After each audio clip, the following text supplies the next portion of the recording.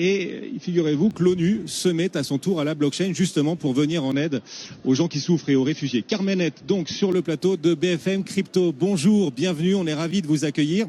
Alors la blockchain à l'ONU ne vous est plus du coup étrangère. Vous avez lancé un système de paiement pour venir en aide aux réfugiés de la guerre en Ukraine, un système de paiement basé sur une blockchain. Est-ce que vous pouvez nous expliquer ce choix, Carmen Nett? Yes.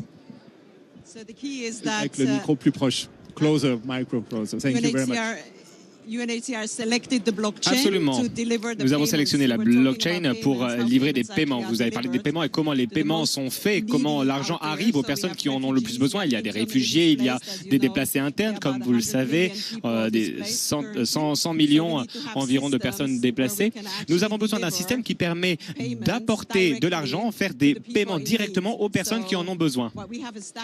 Nous avons donc créé un système d'exploitation basé sur une blockchain. Et avec ce système, il est possible de transporter la valeur numérique directement jusqu'au portefeuille numérique des réfugiés et des déplacés internes. Ces personnes ont ensuite le choix de transformer cet argent en espèces, en dollars américains, en euros ou en devises locales.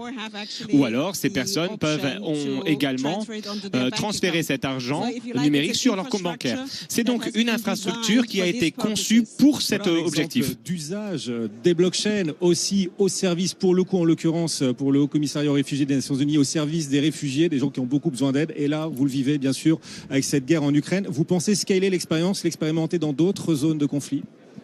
Oui,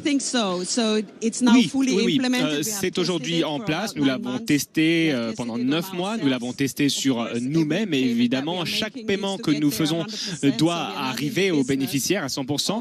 Notre travail n'est pas réellement de tester sur les personnes en difficulté, évidemment. Nous sommes aujourd'hui à l'étape du scaling et nous allons nous assurer que c'est applicable dans d'autres régions. C'est très clairement applicable en Amérique du Sud, en Afrique également. Et donc, le plus important est d'avoir l'écosystème financier pour toucher ces personnes. Ce n'est pas une question de Visa, Circle, Mastercard, etc. L'objectif est de s'assurer que ce système s'applique dans cet écosystème financier. Voilà, exemple donc d'usage des blockchains pour le coup au service des réfugiés à travers ce système de paiement que vous proposez au commissariat aux réfugiés des Nations Unies. Merci beaucoup Carmen Nett de nous avoir accompagnés. Vous êtes la trésorière de ce Haut Commissariat des réfugiés aux Nations Unies. Merci de nous avoir